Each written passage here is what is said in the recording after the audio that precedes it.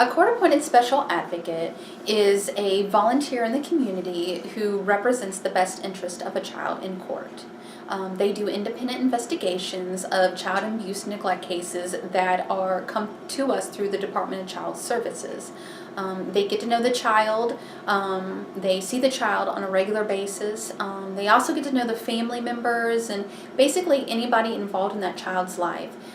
They're given the task of gathering all this information, being very objective, and writing a report to the judge so they have all the information they need to make the best decisions about the child in their future.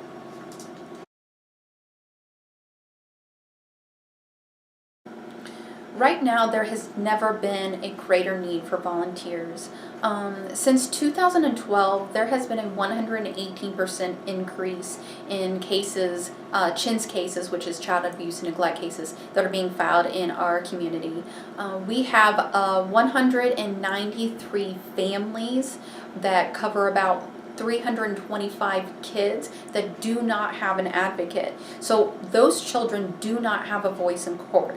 Those children do not have one consistent person that sees them on a regular and often basis to make sure they're doing okay, to make sure what they need and what they want is being heard to the judge. Unfortunately, we have a huge drug epidemic in our community. So not only are these cases pouring in, but we're really struggling getting these kids reunified with their families as well. So we really, really need the support of the community to make sure we can get involved in these lives of these kids, because if a volunteer gets involved, statistics show that a child is half as likely to wind up in long-term foster care, which is like 3 or more years. And also, they are less likely to re-enter the system. So we really need people in our community to help us stop this cycle.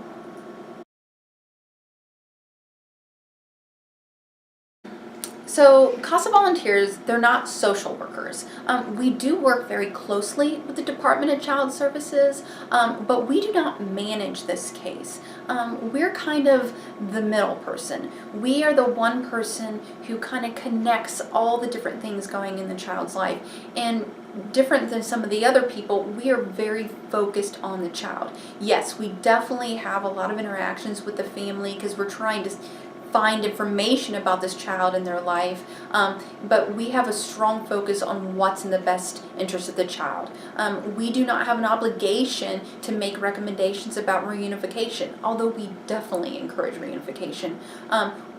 We can decide what's in the best interest of the court, and there's no bureaucracies really telling us what that is. We decide based on our experiences, based on our observation, and all the information we're able to find out. But we do work, like I said, very, very closely with the Department of Child Services. We have a great relationship, and we don't always go into court agreeing, but we have great communication and a lot of respect for each other's work.